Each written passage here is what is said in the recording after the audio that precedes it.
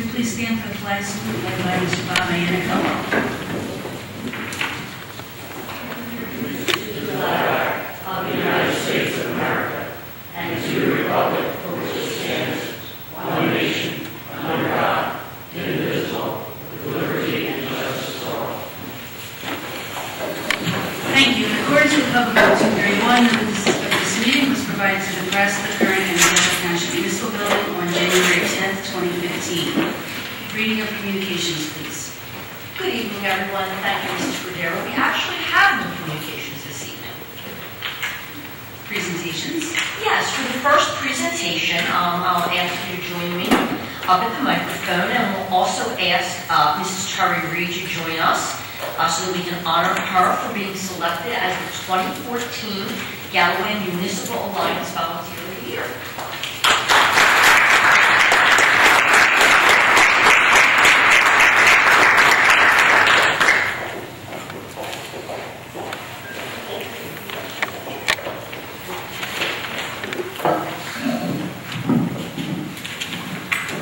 For those of you that are not familiar with the Municipal Alliance, this is an organization of volunteers that does work to support activities in the community that help students do healthy activities and engage in healthy activities as opposed to unhealthy activities such as substance abuse or other negative things. And it's an organization that would not exist without volunteers, and we are very honored that Mrs. Reed, who has had children go through the district and is also a secretary at the Arthur Brand Elementary School, was selected as Municipal Alliance Volunteer of the Year.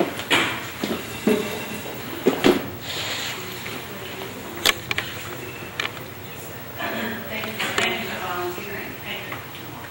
Congratulations, Sarah.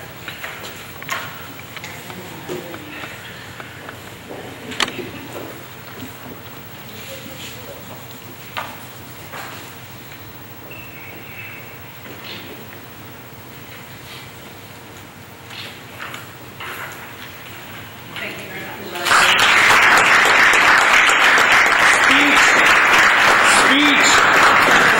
Speech. Thank you very much. It is a great honor to receive this award. I would like to thank Marilyn Moore for nominating me for this. I am in charge of Absegami's PTSO, who handles their project graduation, and that is what the Municipal Alliance supports through a very generous donation. Project graduation this is our 24th year of supporting the graduates of Absegami, where it is a drug-free and alcohol-free event for them right after graduation. It runs from 11 o'clock at night until 5 o'clock in the morning, and they have a wide range of activities for them to do that night. So I'm always looking for volunteers. So if anyone is interested, you can contact me at Arthur Brand. I'd love to have the community support, which we do get tremendous donations from the community, and I thank you for that. Thank you.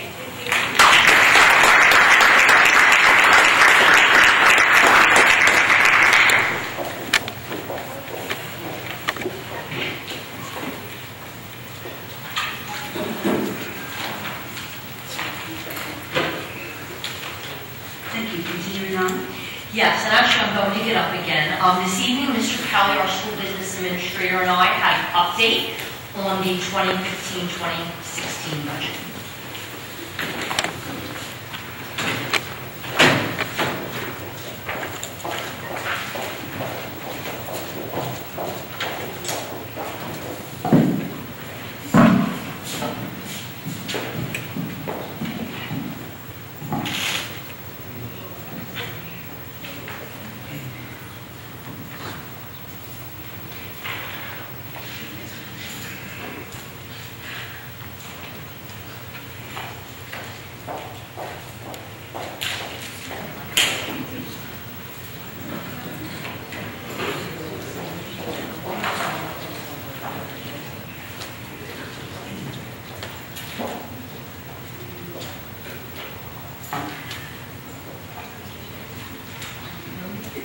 Good evening again.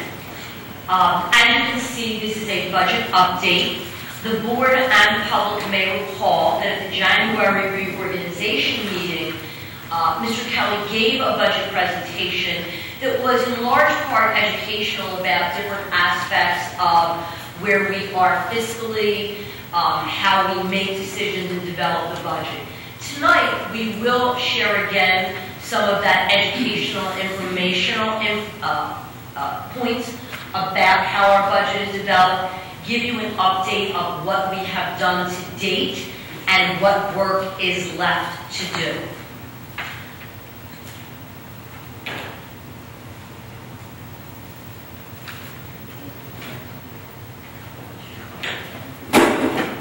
Oh, there we go. As you may or may not know, next Monday is Read Across America in honor of Dr. Seuss. If you're interested, all our school libraries do have Seussisms, but really the budget development process is a balancing act. And when Mr. Kelly and I were trying to decide how to put this slide together, we came across this particular cartoon. And one of the ways it represents the balancing act of the budget is if you look on one side, you see things like books, which might represent the instructional side of the budget. If you look on the other side, you see things like the rate, which might represent the non-instructional side of the budget. And that is one of the big pieces of what we need to balance.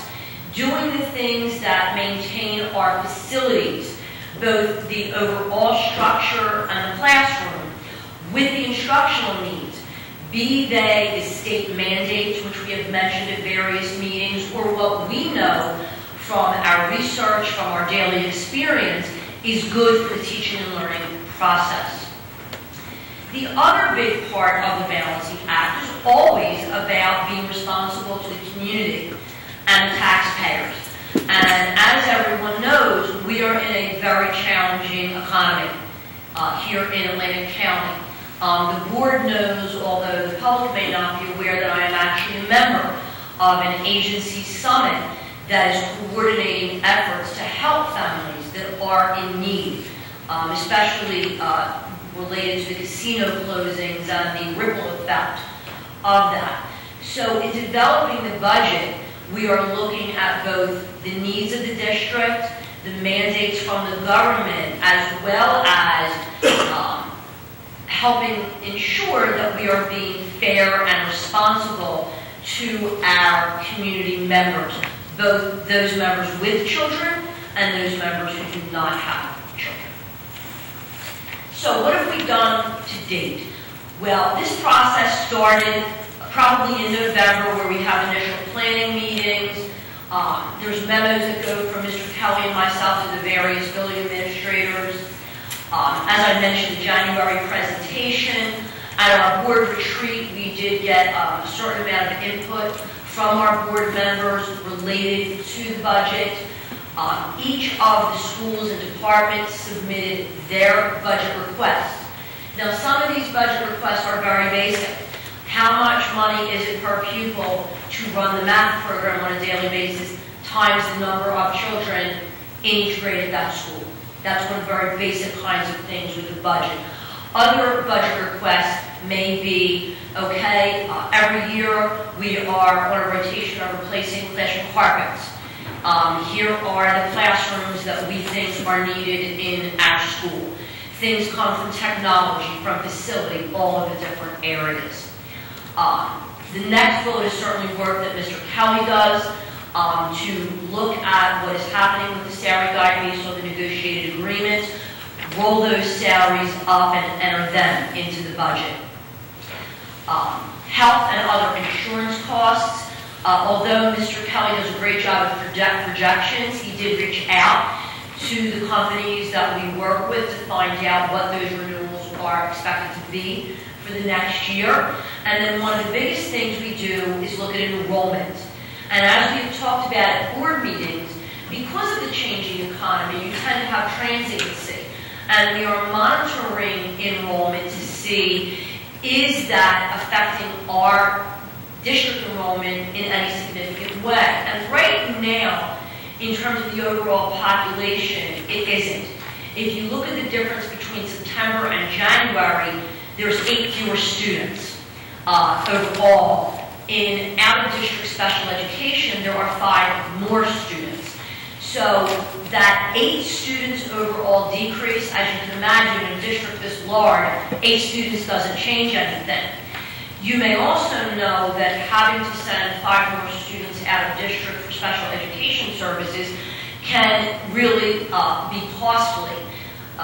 And I will mention at this time, because I've talked to some board members about this, as well as members of the public sometimes, our goal in this district is that we want our children in district and only send them out when, after exhausting every measure, we cannot do so.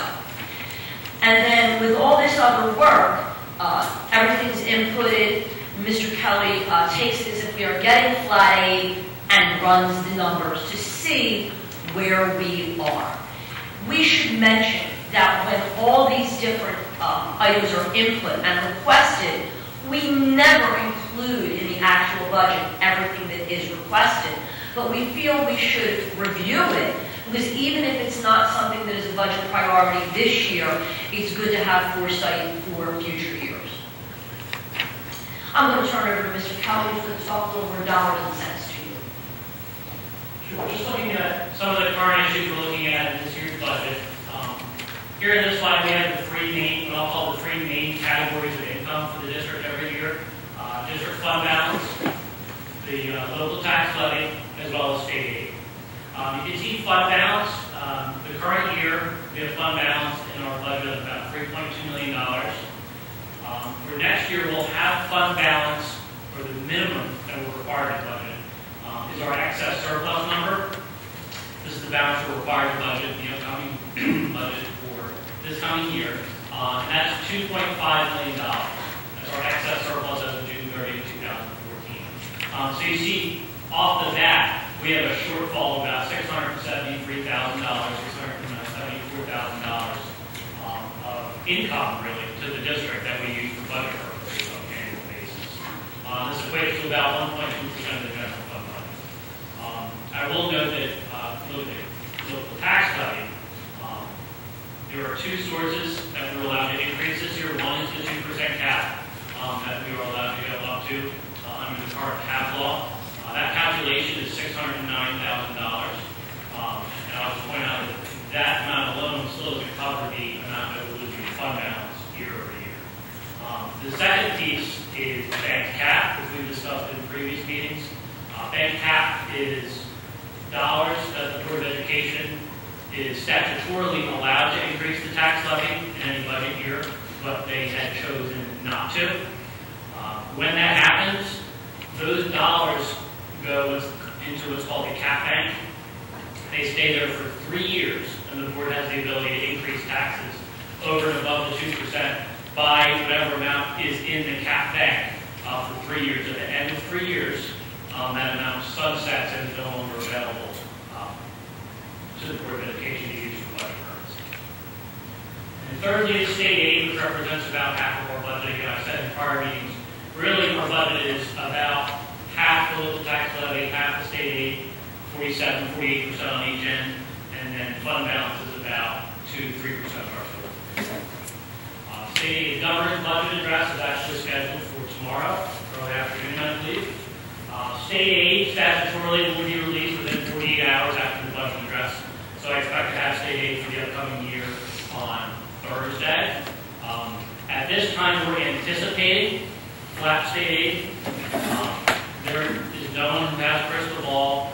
Trent is always very tight-lipped about anything that's coming forth as far as state aid. So at this point, we are anticipating and quite frankly hoping for state aid to remain flat.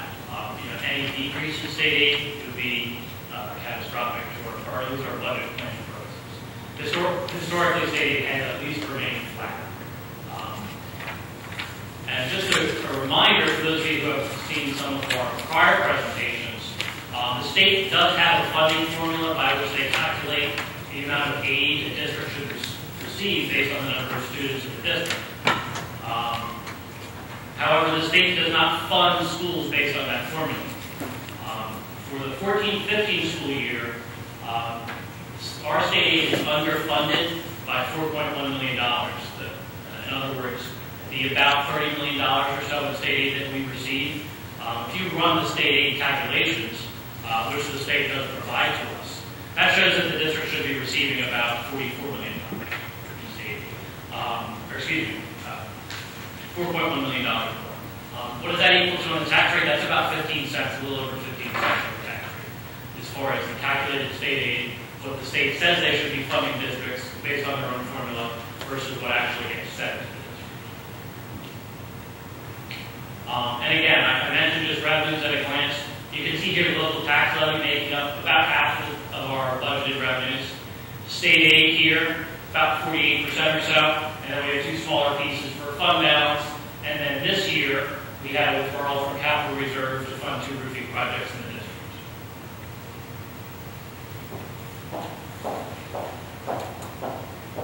Thank you, Tim. In developing the budget, here are some things that we use in putting the pages together. Across all grade levels and content areas, certainly we want to maintain the existing programs and services we provide. Class size is always a priority in our school district. And I do want to make a comment, and Mr. Kelly may touch on this as well. You'll see some later slides that mention student-teacher ratio. Class size and student-teacher ratio are 2 different things. Class size is about, this is a 3rd grade homeroom, how many students are in the class with that teacher. Here's another 3rd grade homeroom, how many students are in the class with that teacher. And this year, because of some of the transiency, we have some class size that is higher than we anticipated when we built the budget, and we have some class size that is lower than we originally built the budget and started off the school year. So we generally base our class size projections on the official October 15th count. One of the things that we are doing this year is not only looking at the October 15th count, but also looking at the most recent, the January 31st count of students.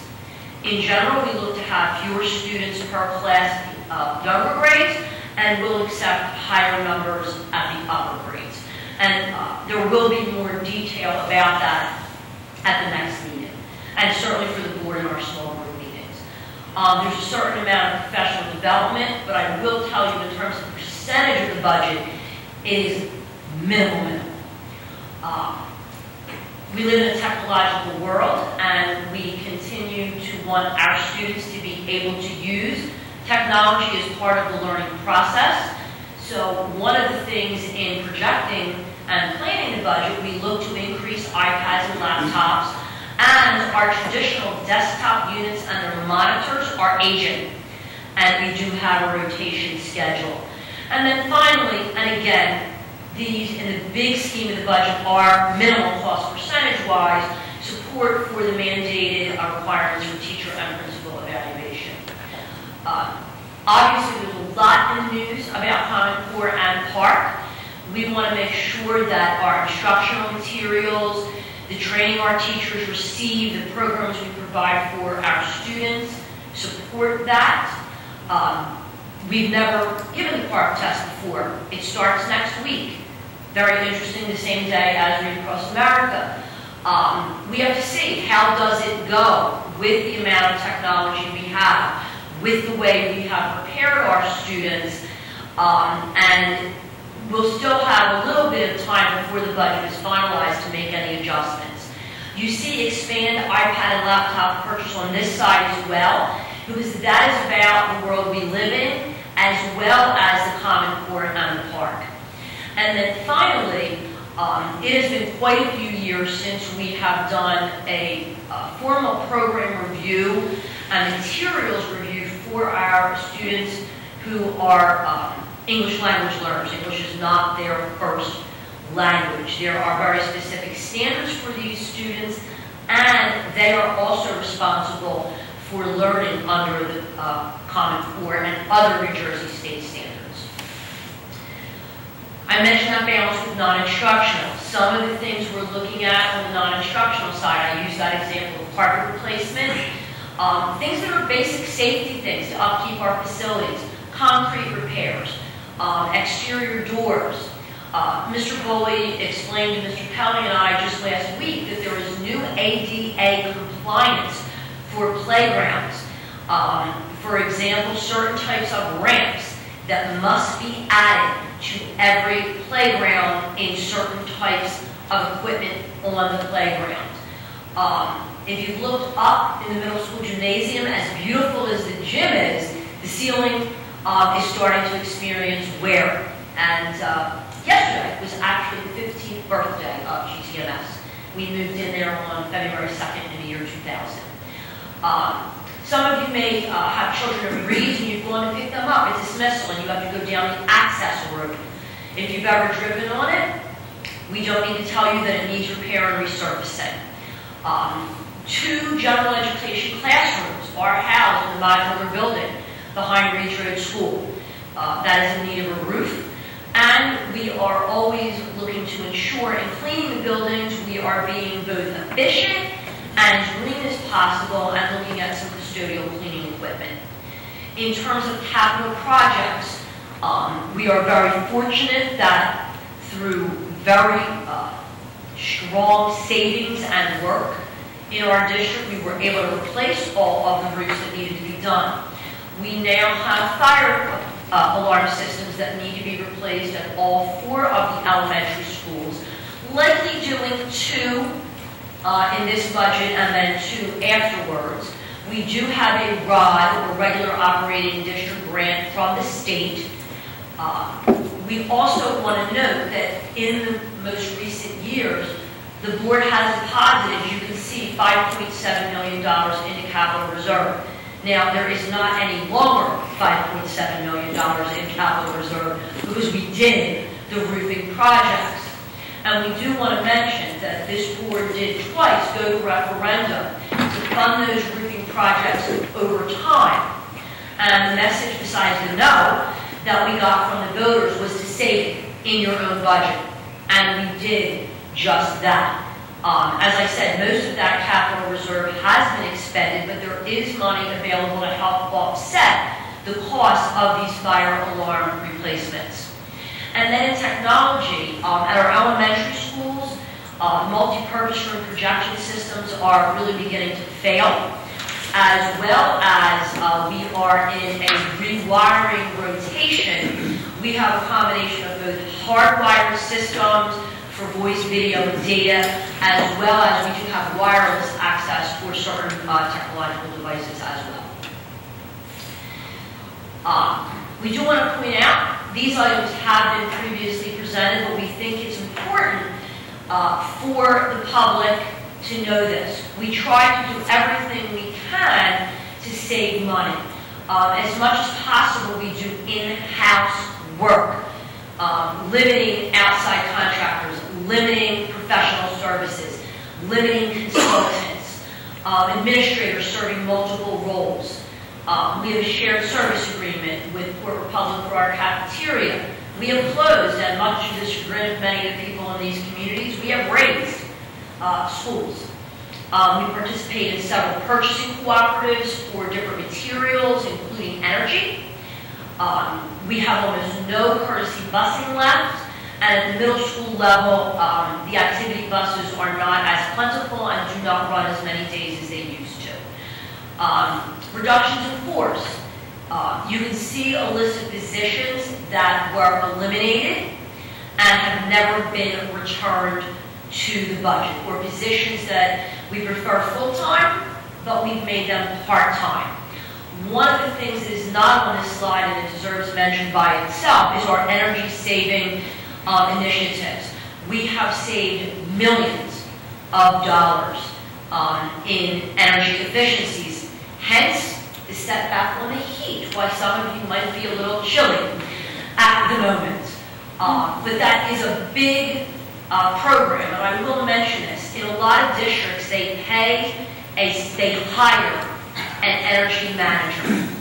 Our facilities manager does that as part of his job. And I'm going to go back to Mr. Okay, so the board was provided with this over the weekend. This is our initial run of the budget, so once everything is put in, nothing taken out yet. Where are we? So the initial run shows 15-16 projected expenditures of about $59.9 million before any capital projects. Those would be the fire alarms that we discussed. That's actually an increase of $2.9 million, or about 5%. Again, this is a preliminary budget, as we wrote at the end of the week, and just so the public knows. This is at this point where we go through and start making the budget work. Because obviously, we're not going to be submitting the budget to the county or bringing the budget to public hearing at this time. Dr. Giaquinto and I spent many hours last week reviewing the budget. We made some modifications and changes before providing the information that you all have at this point, and that we're presenting this evening. All school department budgets are currently under detailed review. We're going through each individual school, each and every department, to look and see, number one, do we have increases? And if we do, why do we have an increase? Is there a specific program that we're increasing or another reason? And then number two, we're going through and identifying reductions that we have. In order to balance the budget, where are we going to be? On the prior slide, I talked about the availability of the 2% tax levy cap as well as cap bank. If we are to go to cap and use the entire amount of bank cap, we're still $1.7 million over where we need to be. Okay? Just going to cap, a little over $2 million, and then you can see the various levels going on here. Increased levy by 1%, increased levy by half. If we were to decrease the levy by $450,000, we're looking to find about $3.2 million in operating expenses that need to be removed from the budget before we present at our first meeting in March, before that budget is submitted to the county office for review. Where does the money go generally? Here's just a snapshot. We've presented this before as the categories of where we spend our funds. Obviously, we're in the people business. We have a number of teachers. They're here to teach the kids. Salary, benefits, purchase services, transportation, supplies, tuition and charter. I've discussed this with the board, and just to remind you again, we have transferred a significant amount of money this year into out-of-district tuition. You heard Dr. Giaquinto mention we generally do everything we can to keep students in district. We feel it's number one, best for the students. Number two, it's actually better for cost savings as well, because it costs us more to send a student out of district. At this time, we have had a number of students either moved into district who have out-of-district placements, which we must honor, or we have had situations that have arisen during the year that have required the out-of-district placement. So again, we use that as a last resort, but unfortunately, we have transferred over $100,000 so far this year into the out-of-district. The DOE budget efficiency matrix, every year we sit down with the Department of Ed and they grade us, per se, on how we're spending our money. They look at 7 specific efficiencies. There's actually a number of others that are all listed. If you go to the Department of Education's website, you can look at the Taxpayer's Guide to Educational Spending. So if you go to nj.gov/education, right on the front there's a link that says DOE data. And if you click on that, you can go to the Taxpayer's Guide to Educational Spending and look for information in any district in the state of New Jersey. But overall, when we sit down, we look at these 7 categories to see how we're spending our money. And I'm pleased to say, we've reported this before, we meet the efficiency rating for every single category at this point, which is not common in the state. You can see we spend less per student on average for support services, less for administrative costs. I was actually reviewing last year's memo from the Department of Ed, and I was pleased to say, just for the board's information, that we actually improved all of these ratings, except for one on each side. Last year we spent $26 less per pupil in the state, and now here this number was 5 students. We're just above that average student. But every other category we actually improved on last year. For example, administrative costs.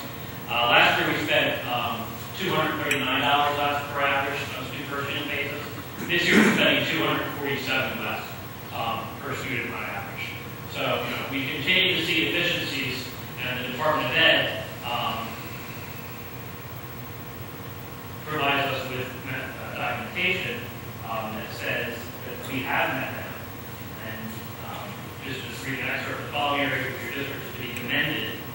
be below the median threshold for the 13-14 budget submission based on taxpayer guided education spend. So the district is being commended for the fact that they are meeting all the criteria. It's better to be less than state average on a per pupil basis here, and then here it's better to be above because you have more staff per student, or excuse me, more students per staff. So that, and again, if you're less than the state average of these standards is favorable, above the state average is favorable to this scale. So, what happens next? As Mr. Kelly mentioned, we are reviewing all the budget submissions, and we really need to work with two groups. One is our administrative team, looking at the different things, the different departments that schools submitted, looking at enrollment versus class size versus personnel lists. If you come to board meetings regularly, you know we've had a number of retirements that have either already happened this year or are happening at the end of the school year. For those of you that are familiar with breakage, Mr. Kelly has already taken the breakage out of the budget in these numbers that were quoted this evening. So we will look at every category: instructional, non-instructional, supplies, equipment, everything. In addition to that, we have our board budget committee meetings that we did get feedback from, I believe, every board member now on dates, and we can finalize that calendar tonight. Obviously, our purpose in those meetings is to identify priorities, and then what doesn't become a priority becomes an area for reduction. Obviously, without knowing state aid, we can't finalize this. So we'll begin to work on where we need to be, but then once we get the actual state aid numbers, if it's not flat, Mr. Kelly needs to recalculate. If by some miracle it's more than flat, that helps us tremendously, but if it's less, that makes the cuts have to go even deeper. On March 9th, it is a public budget meeting. On that evening, we will present the budget that will include the priorities that were kept in the budget, the things that were not kept in the budget, as well as specific information about the tax levy. But that is preliminary. It needs to be done that evening because then it needs to be the Department of Ed by March 20th.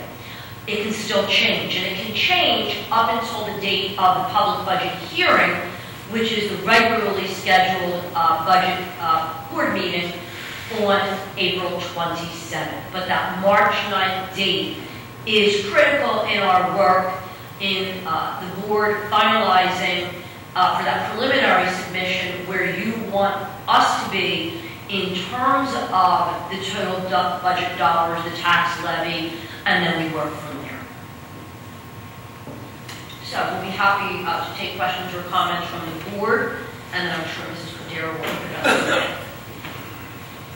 I just want to make it clear to the public and the board. We did have a finance meeting prior to this, and Mr. Kelly and Dr. Giaquinto are supportive and understand that we are not going to increase the budget by nearly $3 million, 5%. So I just want to make it very clear that we understand that portion of it, and that these are just preliminary numbers right now, and that will not be the final number. I would just like to say that state revenues have been off, I think, for the last 5 years. I mean, I don't know what it's like in Iowa, but in New Jersey, the predicted revenue is off. So I am hoping that state aid is flat. I fear that state aid might be less.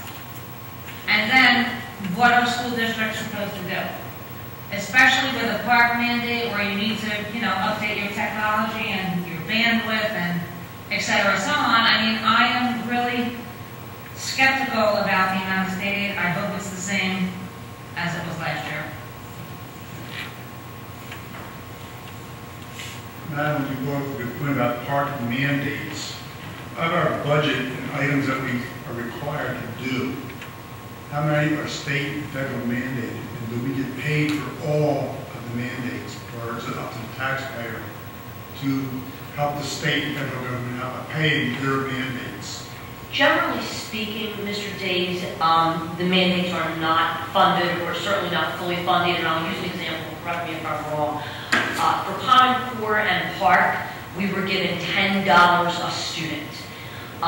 The upgrading of the curriculum to align with the Common Core in language arts and math, just for the materials, not counting the curriculum rewriting that is mandated, or any training for the teachers, was more than $1 million. Now that initial was not in this budget, but that was in another budget. In terms of the technology, the students are taking the test electronically, and I should also add there are technology standards in New Jersey. That's not the Common Core, they're New Jersey standards. And I'll just use an example in our district. We are not a one-on-one, meaning one device per child. So one of the things that's being organized right now is when the middle school, one grade takes the assessment, the laptop carts from the 4 elementary schools are being physically transported to the middle school so that we have enough to administer to the entire grade level at one time. And the reverse is happening. Coming from the middle school to the elementary, they have to go both directions. I'll use another example on that line. The iPads that are used at the younger grades, and we generally have just 5 per classroom. Again, we are not one-to-one. They're being pulled from those primary grades during testing times so that there are enough, say, in 3rd grade to be able to test the grade at once. And there are just a few examples. In fact, Mr. Kelly and I have been working on a letter.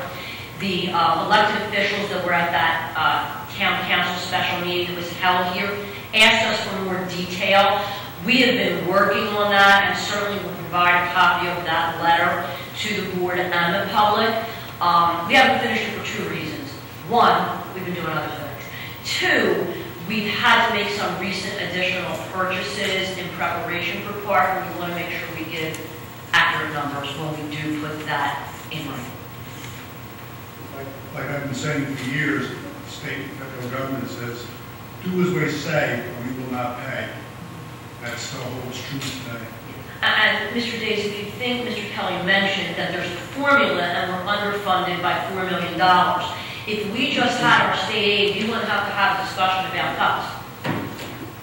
We have a big. Exactly.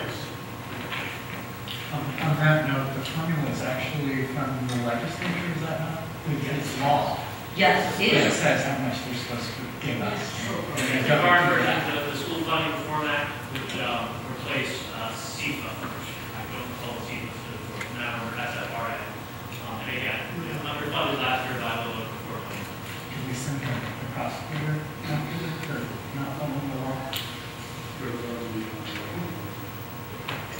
And I'd like to add to your comment, I don't know if I had the opportunity to update the board, but I was asked to serve on a finance committee for New Jersey school boards in Trenton. And we've been meeting every month to talk about underfunded and unfunded mandates. And HIB, Park, Common Core, teacher and principal evaluations are all on the list of items that we're discussing, and how can we get funding, proper funding for those programs. So I just wanted to update you that it's an issue, and I think that now New Jersey school boards are starting to get involved and understand the impact on each individual community and on school districts. Any other board comments? One of the things I do want to emphasize for both the board and the public, Mr. Kelly showed you a slide that showed a 5% increase. In no way, shape, or form are he and I suggesting that even be a discussion point.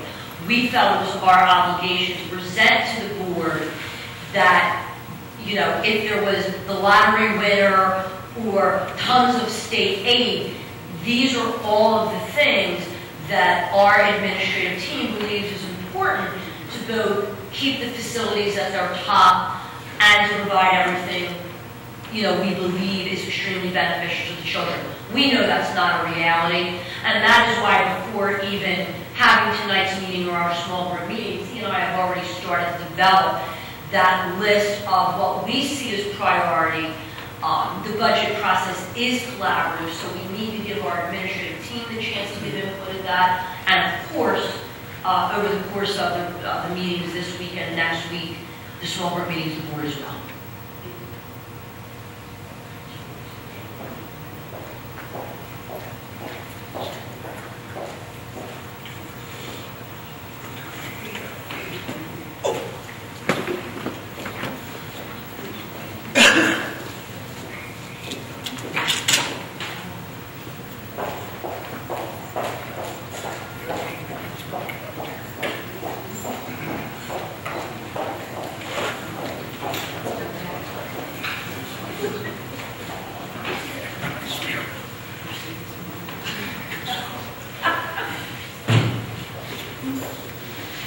Does anybody have any public comment on the budget presentation? You just come up to the microphone, state your name and whether or not you're a Galloway resident.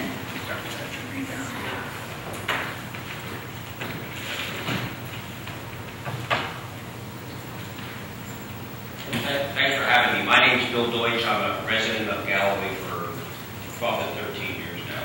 Live over at Blueberry Pines. You know where that is, across from the lakes. Well, first of all, I have to say, I have never attended one of these meetings, but I've been impressed. I really am. And first of all, you have capital funding that you're putting into the capital. I was going to bring that up. Do you really do that? Yes, you do it. I mean, you've taken away from it, but hopefully you have a rolling fund that you can keep adding to it. The other thing is your cost measures. I thought what you're trying to do there was pretty robust, actually. And the last thing, I thought your budget efficiencies, where there's state standards. Now, I'd have to look at the standards and see if they're really realistic. I mean, you're beating the average, so I'd have to question it. But it sounds in those three areas, I'm pretty impressed. The other thing, I've been in the budget world over the years, and I know you mentioned the 5%. And the best thing you can do on budget is let everybody come in with what they would like. It happens to be 5% more, and then you ratchet it back. We all been through budgets, so we understand that. You're not going to go up 5%. We understand that. It sounds, where I'm coming from, and I'd like to hand this out to each of us. I need 9 copies. You can do with what you want. And I'm just going to highlight a couple things. And you can read this at your leisure. I made 9 copies. I've tried to go to the Budget Council, Purdy, and I forget all their names. And this has all been in emails, and if I get your IDs, I'll send you everything I've sent them. But I think we have to get aggressive in the education world. And believe me, I've been saying for years, education is one of the top areas for the whole country, not just Galloway. So I just kind of highlighted. I have a whole bunch of items listed here. I think the student-teacher ratio is something you've got to look at.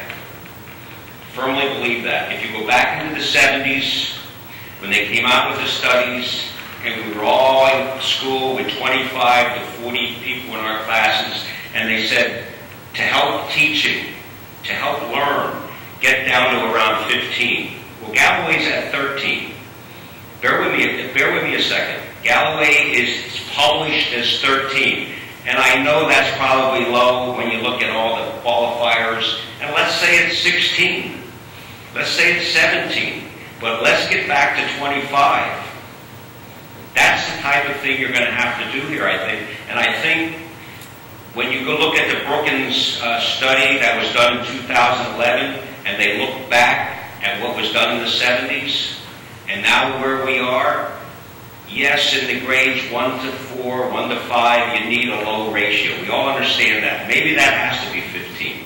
But when you go higher up, especially in high school, we know in college sometimes you're in the 100 to a teacher. So you got to be aggressive in the ratio. And it's not Galloway, but it has to start with Galloway because we live in Galloway. That's one thing. And you mentioned the park and Common Core, no child left behind. Forget park testing. If it's impacting your teacher efficiency, back away from it. I mean, if you're getting $10 a student, don't do it. Don't do it.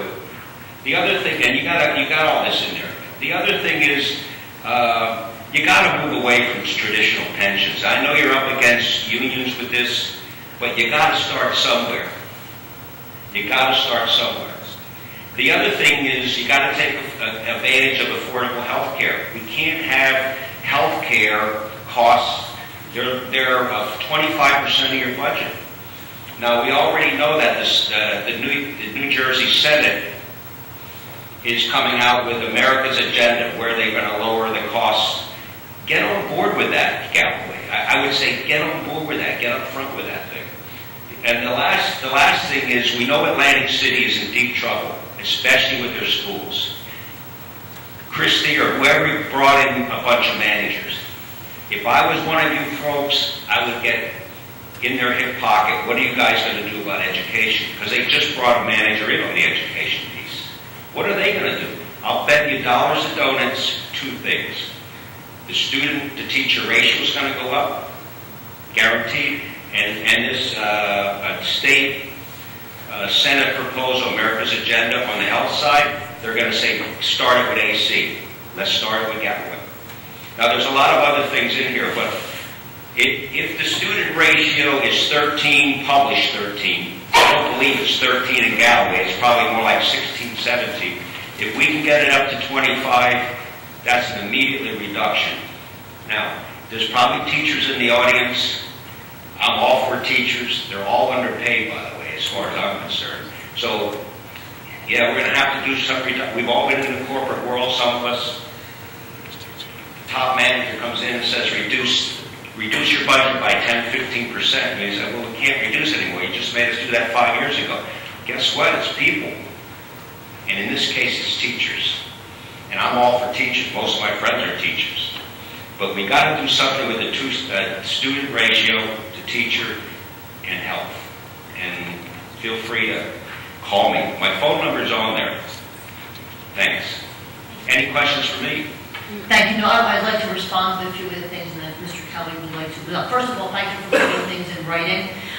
We appreciate that. One of the things I again want to clarify, I'm not sure what you're talking about, this published student-teacher ratio, and maybe an item on the DOE, but when the state publishes a student-teacher ratio, that is not class size. And what I mean by that is the student-teacher ratio takes into account the phys ed teacher, the art teacher, if it's an inclusive special ed class that has 2 teachers. That takes into account every teacher in the school divided by the enrollment. That does not mean that there are 13 children in a class or 14 children in a class. Generally speaking, in our district, at the primary grades, we try to keep it high teens, 20. Sometimes there will be an anomaly and we'll go lower. In the middle elementary grades, we try to keep it in the lower 20s. As the students get older, the class size does go up into 25, and there's actually classes that have 29 and 30 students in them. But I will tell you that is one of the things we spend a lot of time analyzing as part of our budget development process, and we project the best we can. I was explaining this to a couple of board members earlier. With the transient nature of the community right now, you might think enrollment might be dropping because people leaving the area because they can't find a job. We're actually seeing both. We're seeing people leaving, but we're also seeing people coming in. But I do want to tell you, when you hear that phrase student-teacher ratio attached to a number like 13 or 14, that is not class size. That is the certificated teachers of every category divided by the enrollment. So if I'll be happy to walk you through a building. Unless it's a self-contained special ed class where numbers are capped by the government, you are very unlikely to see that. In terms of doing park or Common Core, I'm sure I can get thousands of people here to agree with you. Unfortunately, they are federal and state mandates. We do not have a choice. We are required by the New Jersey government and part of it is related to the Elementary and Secondary Education Act, most recently known as No Child Left Behind. We do not have a choice. Because New Jersey's government opted to sign on for the Common Core, and because New Jersey's government selected the PARC as the assessment to determine whether children were achieving toward the Common Core, we are required to do both of those things. And that was the example that, Mr. Days and Mr. Grove were talking about, and Mrs. Avery, this entire side of the board, were referencing earlier. As a superintendent, I cannot say, no, we're not doing it. It is mandated. In terms of traditional pension system, that is not necessarily an issue of local control, and I am not a pension expert, so I don't want to comment further on that. Maybe Mr. Kelly can or can't. In terms of health care costs, we do work with our health care broker to try to bring costs down, and there are also required contributions by the staff members that is increasing over a 4-year period, where over time they are paying more toward their health care. We have also in certain categories, in some categories of classroom assistants, secretaries, and intervention teachers, we are using more part-time people that can help in that area. And in terms of saying the teachers are underpaid, I'm sure you made a few friends tonight. Again, thank you for sharing some positives, for being very specific and putting things in writing. We greatly appreciate it. Mr. Kelly and I will offer you. If you have any questions, don't hesitate to email or call us.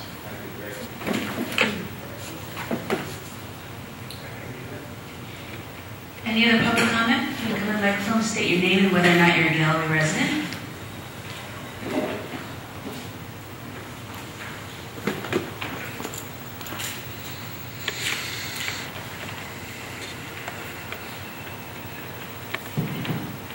My name is Ron Huber. I'm the Vice President of the Buhar Pines Homeowners Association. I've been a resident of Galloway for 11 years now. I'm really just carrying a message. I'm very impressed too what I see, and at the same time I apologize to you as far as what the state is doing to schools. I've been doing a lot of reading, research, and so forth, and the states mandating these programs and other issues, and then not giving you the funding necessary to take care of these things. You have to go somewhere. We, the citizens of Galloway, and I represent about 300 people, which is the population of Buhar and Pines, to carry this message, and the message has to do with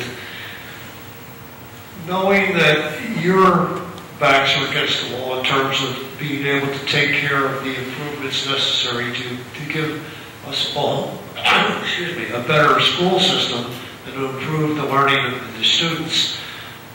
We're very happy about that. There's no doubt. What we aren't happy about is how the tax levy was created and how people were sunk, including myself, with about a $2,300 tax increase. My taxes among the same amount almost every resident who were in Pines. And they did it by increasing the tax rate.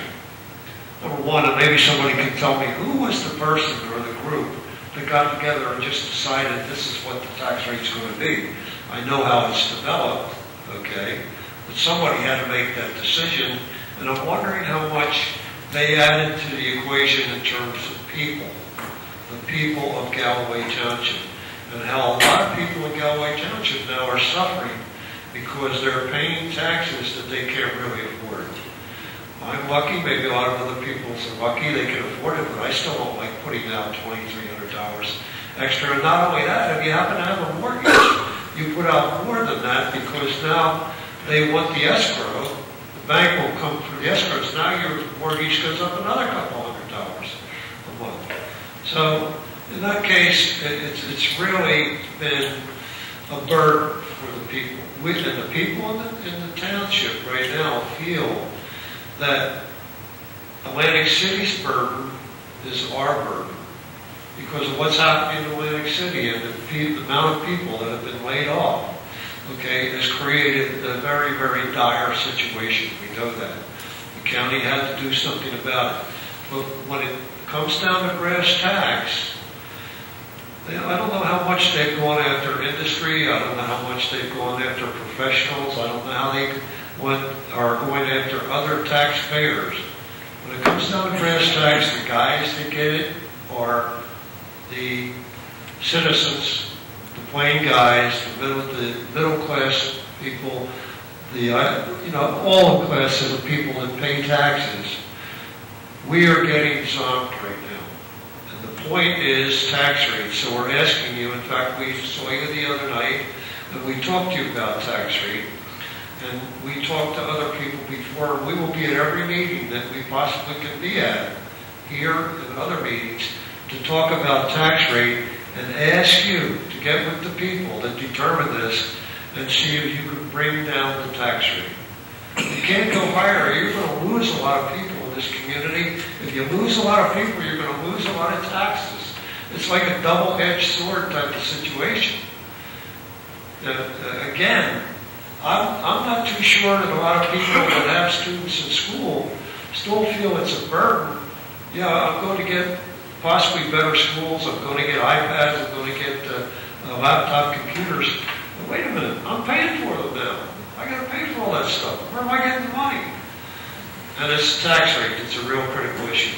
So we're asking you to campaign with everybody. The senator was down here. He talked to them. We're trying to get a meeting with him. He's fighting up in Trenton right now to get that situation changed and to get you more funding. 50-some% of that money that is allocated every year for the state schools, I understand about 50% of it goes up to Essex County, and 300 some other school districts around here get divvied up to the rest of the money, which amounts to nothing. Okay? So yes, we want to support our schools, but we can't do it on our backs. You can't put this on the backs of the common citizen all the time. It won't work. Or you're going to have a rebellion. You don't want to, I'm not threatening, I'm just saying there's people today in this community who are very angry about what happened. We need your help. We need you to go fight for us and make sure this rate is stabilized or it's lowered next year, or we're going to have a lot of disgruntled people. Thank you for your time. Thank you. I just want to say, Mr. Hubert, thank you for coming and for being informed and attending meetings, because I think the entire board would agree that an informed public is better for us, because, you now understand what we're getting from the state, what our issues are, and where the problems are. As I said before to Mr. Days, I'm driving to Trenton once a month to attend these meetings for underfunded and unfunded mandates such as Park and Common Core and, HIB and everything else. So we are trying, we understand, and we hear you. And that's, what Dr. G. Quinta said. If all was perfect in the world and we could have $3 million extra and a 5% increase in the budget, then that would be great. We understand that's not going to happen. So the board is not going to bring a budget forward that has that type of increase. Thank you.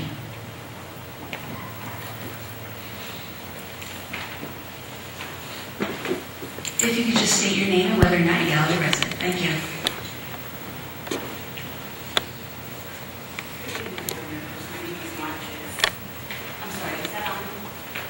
My name is Wanda Giz, 310 Charles Drive, Galloway resident.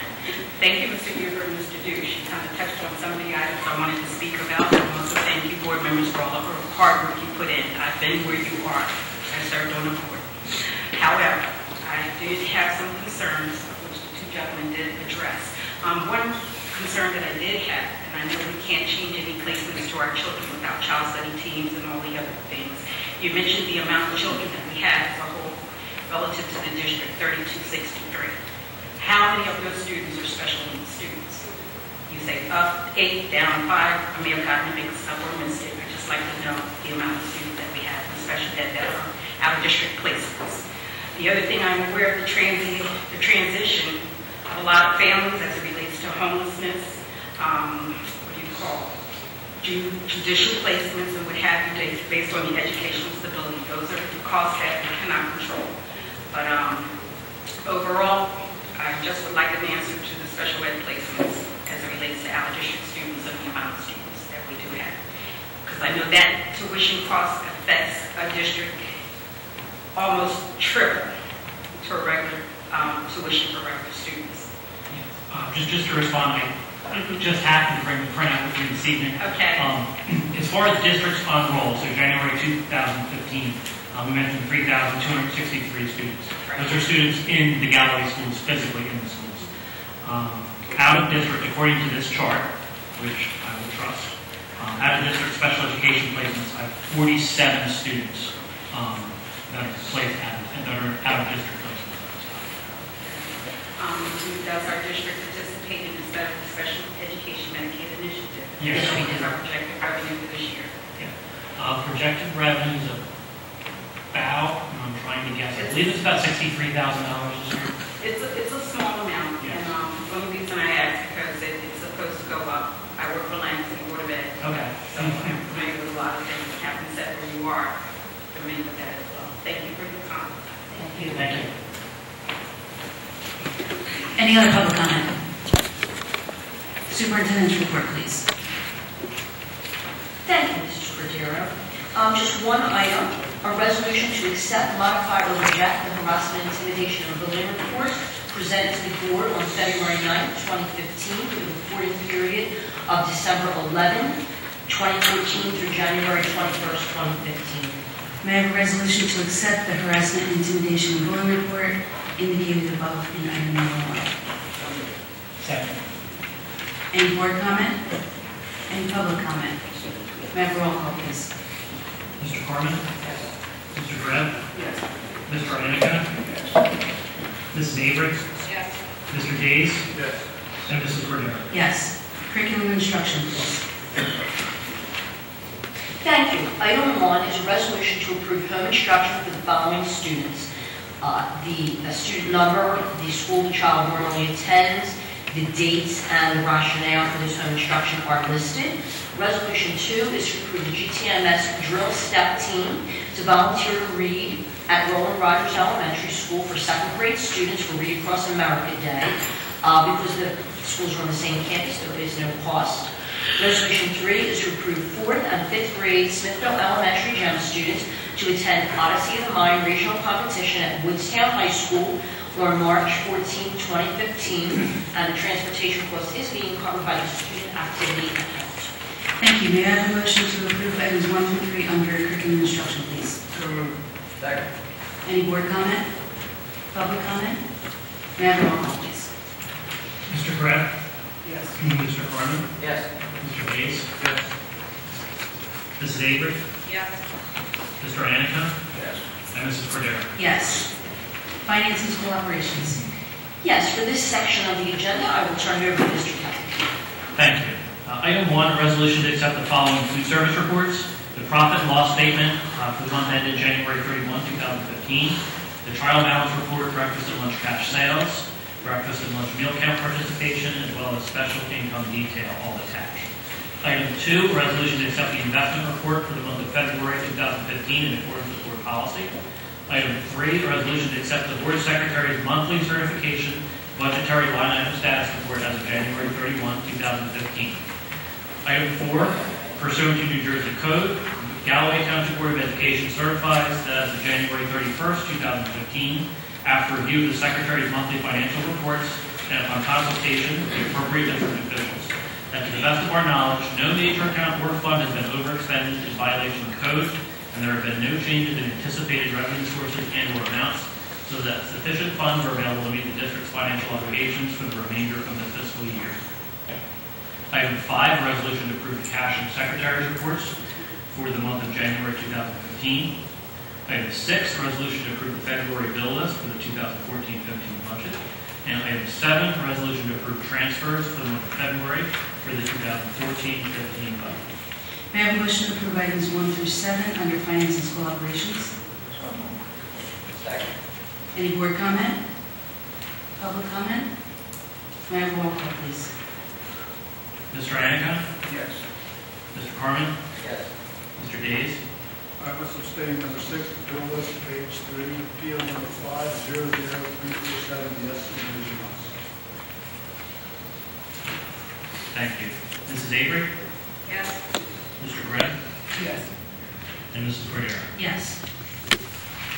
Thank you. Item 8, this is a resolution to cancel unspent balances from the Capital Projects Fund, the project installation of solar panels at the Galloway Township Middle School, in the amount of $169,000. This balance is canceled to the debt service fund and will offset the local tax levy for debt service in the 2015-2016 budget. Thank you. Can I have a motion to approve item number 8 under finance and school operations? So moved. Second. Any board comment? Public comment? May I have a roll call, please? Mr. Days? Yes. Mr. Carmen? Mr. Greb? Yes. Mr. Iannico? Mrs. Avery? Yes. Mrs. Cordero? Yes. Rich, we had a finance meeting tonight. Do you want to update the board? Really not an update other than that Mr. Kelly went over the checklist with us, and as usual, we had explanations for anything we anticipated questions about. We looked over it on the budget, and she made his presentation. Thank you. Moving on to facilities and maintenance. We have no items this evening. Community use of school facilities. Just one item, the GTAA requests the use of the district fields for softball Sundays through Saturdays, March through June 2015. May I have a motion to approve item number 1 under community use of school facilities? So moved. Second. Any board comment? Public comment? May I have a roll call, please? Mr. Days? Yes. Mrs. Avery? Yes. Mr. Iannico? Yes. Mr. Greb? Yes. Mr. Carmen? Yep. Mrs. Cordero? Yes. Personnel, please. Thank you. Resolution 1 is to accept with regret the letter of intent to retire from Linda A. Harmon, teacher at Galloway Township Middle School, effective July 1st, 2015. Mrs. Harmon has worked with the Galloway Township Public School District for 10 years, and her dedication and commitment to students and staff are appreciated by our entire school family. May I have a motion to accept item number 1 under personnel, please? So moved. Second. Any board comment? Public comment? May I have a roll call, please? Mr. Days? Yes. Mr. Carmen? Yep. Mr. Iannico? Yes. Mrs. Avery? Yes. Mr. Greb? Yes. Mrs. Cordero? Yes. Thank you. Number 2 is a resolution to approve maternity leave request from Lauren Emile, 3rd grade teacher at Reedsbury Elementary School. The dates are listed, as are the terms and conditions and the return date. Resolution 3 is to approve the maternity leave request from Carol Berchtold Santo, teacher at Pomona Preschool. Again, the terms and conditions and return date are listed. Resolution 4 is to approve the maternity leave request from Tracy Rinlow, 6th grade teacher at Reedsbury Elementary School. The terms, conditions, and return date are listed. Resolution 5 is to approve the following substitute teacher for the 2014-15 school year, effective February 24, 2014 through June 2015 through June 30, 2015, pending successful completion of the criminal history review. The various account numbers are listed, as is the name of the individual, the certification level, and the daily rate. Resolution 6 is to renew the following substitute secretaries for the 2014-15 school year, effective February 24 through June 30, 2015. The hourly rate and account are listed, as are the names of the individuals. Thank you. May I have a motion to approve items 2 through 6 under personnel, please? So moved. Thank you. Any board comment? Just one thing, number 3. I guess she's doing half days, is that what I'm saying? After your minute. Is it half and a half? I think it's when we go from with pay to without, so it's, I believe that's a factor of the amount of Okay. sick time bill. Okay, thank you. Any public comment? May I have a roll call, please? Mr. Carmen? Yes. Mr. Iannico? Yes. Mr. Greb? Yes. Mrs. Avery? Yes. Mr. Days? Yes. Mrs. Cordero? Yes. Thank you. Resolution 7 is to approve the following teacher for supplemental instruction extension of the school day per IEP. The student number is listed, 1 hour per week, beginning January 26th, 2015. For the 2014-15 school year, the hourly rate and account are listed. It should be noted this is funded through federal IDEA money. Resolution 8 is to approve the following staff substitutes for the child care program, effective February 24th through June 30, 2015. The salary, hourly rates for the different positions and the account are listed. It should be noted for number 8 that the child care program is an enterprise account and that these salaries are paid through the fees that parents pay to use the program. Resolution 9 is to approve the following staff for the spring 2015 semester of the Southern New Jersey Consortium for Gifted and Talented Students. The account number is listed, as are the various positions, the rates for those positions, and the names of the staff members being approved. It should be noted that the New Jersey Consortium for the Gifted and Talented is also an enterprise account. This is not part of the local budget, and the fees and salaries and all the materials related to the program are funded through the fees that the parents pay for their children to participate. Thank you. May I have a motion to approve items 7 through 9 under personnel, please? Any board comment? Public comment? May I have a roll call, please? Mr. Iacona? Yes. Mr. Carmen? Yes. Mr. Days? Yes. Mr. Krebs? Yes. Mrs. Avery? Yes. Mrs. Cordero? Yes. Moving on to policy. We have noted policies this evening. Notice of public meetings? Yes, our 2 March meetings are March 9th, 2015, which is a regular meeting here in the middle school at 7 p.m. as noted earlier. That will be a discussion of the preliminary budget. March 23rd is also a regular meeting here in the middle school cafeteria at 7 p.m. Thank you. Special events? Yes, we do remind folks that the Greater Egg Harbor Regional Referendum is March 10th from 7 a.m. to 9 p.m. 3 of our schools, Roland, Smithville, and Pomona, are used as polling locations. We also invite everyone to remind you about the District Wellness Fair, March 19th, 2015, here in GTMS from 6 to 8 p.m. Thank you. I'm actually going to skip public comment and go to old business because I think we have an update on the sidewalks on Collins Road. I just wanted to provide the board and members of the public that are here. We had an individual address the board last month requesting us to look into sidewalks on Collins Road for students to cross over to Wrangell. These students are not transported and attend schools on the complex. The next day I did speak with Georgette Reeves, our transportation coordinator, and she very quickly reminded me that when I first arrived here, we were working on a Safe Routes to Schools project that actually included installation of sidewalks on Collins Road in the area of Wrangell. We actually passed a resolution supporting this in, I believe it was either November or December of 2011. Mrs. Reeves, our transportation coordinator, also attended a kickoff meeting for this program back in December of 2013. There were 2 projects discussed. One was the crosswalks and additional crossing safeguarding sidewalks on Great Creek Road, which was recently completed. The other was the sidewalks on Wrangell. I went ahead and reached out to the township manager just to find out the status of the program, whether or not it was being moved forward, where it was. The township manager that day, very quickly, reached out to the township engineer and got back to me, letting me know that the federal funding was already secured for the program and it was approved. And they're actually anticipating putting that project out to bid in the upcoming months. The one caveat, for those of you who live in the area, know the issue with the construction that we're having on Wrangell with the utility work. So obviously, from what the township manager told me, they're looking to move forward with the project, but obviously it's going to have to be after the utility work is done. However, but based on the information I received, the township is looking to move forward with this program, in the calendar year. So I just wanted to let the board and the public know about that. Thank you. Going back to public comment, is there any further public comment? Seeing none, moving on to new business. None? Okay, do we have executive session tonight? We do not. Perfect. Going around the board, starting with Mr. Corman. Because of the temperature here, we introduced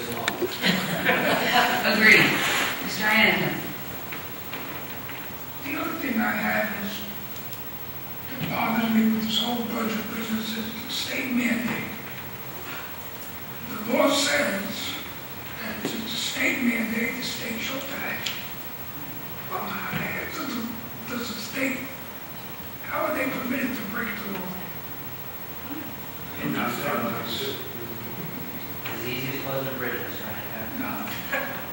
Along, if you break the law, you're going to jail. The problem is that if they pay all their mandates, we wouldn't be having all these discussions tonight. Everything would be great. Your tax rate would go down. Mine would go down. I don't understand it. Thank you.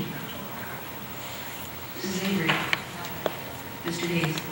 No, I know it's still a month away, but I'd like to invite everybody to the district wellness fair. Well-attended, very important evening. It's a lot of fun. Look at their early scrap. Mr. Beck. Nothing from me. Can I have a motion to adjourn? So moved. Mr. Anicum wants to stay. Adjourn.